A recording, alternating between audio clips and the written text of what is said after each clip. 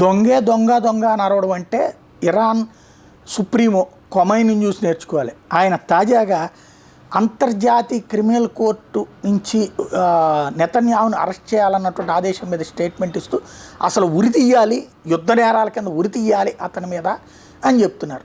ఇంతకీ ఎందుకు ఉరి తీయాలి? గాజాలో దాడులు చేసినందుకు, అక్కడ ఉన్నటువంటి సాధారణ పౌరులు చనిపోయినందుకు. మరి అప్పుడు ఇరాన్ అధ్యక్షుడిని లేదా ఇరాన్ సుప్రీమోని ఎన్నిసార్లు ఉరి తీయాలా? తీవ్రవాద గ్రూపులు తయారు చేసి ఆయా దేశాల్లో ఉన్న పాలకులనే తీసేస్తే అది రాజద్రోహం అవదా? ఆ దేశాల్లో దేశద్రోహం కాదా? లెబనాన్లో ఉన్నటువంటి హెజ్బుల్లా ఎవరు? యెమెన్లో ఉన్నటువంటి హౌతీలు ఎవరు? సిరియాలో ఉన్నటువంటి హెజ్బుల్లా హౌతీలు ఎవరు? ఇస్లామిక్ రెసిస్టెన్స్ ఫోర్స్ ఎవరు? ఇస్లామిక్ జిహాదిస్ట్ ఫోర్స్ ఎవరు? హమాస్ ఎవరు? అక్కడ ప్రజలు ఎన్నుకున్నారా? వాళ్ళందరూ ఆ దేశాల్లో ప్రజల చేత ఎన్నికైన ప్రభుత్వాన్ని పక్కన పెట్టేసి పాలన నడుపుతున్నటువంటి ద్రోహులు కదా. అలాగే ఇజ్రాయెల్ మీద దాడులు చేస్తుంది ఎవరు? ఇజ్రాయెల్లో ఉన్నటువంటి చిన్నపిల్లల్ని కూడా అత్యాచారాలు చేసి చంపిన రాక్షసులు ఎవరు? అలాంటి రాక్షసుల్ని తయారు చేసింది ఎవరు?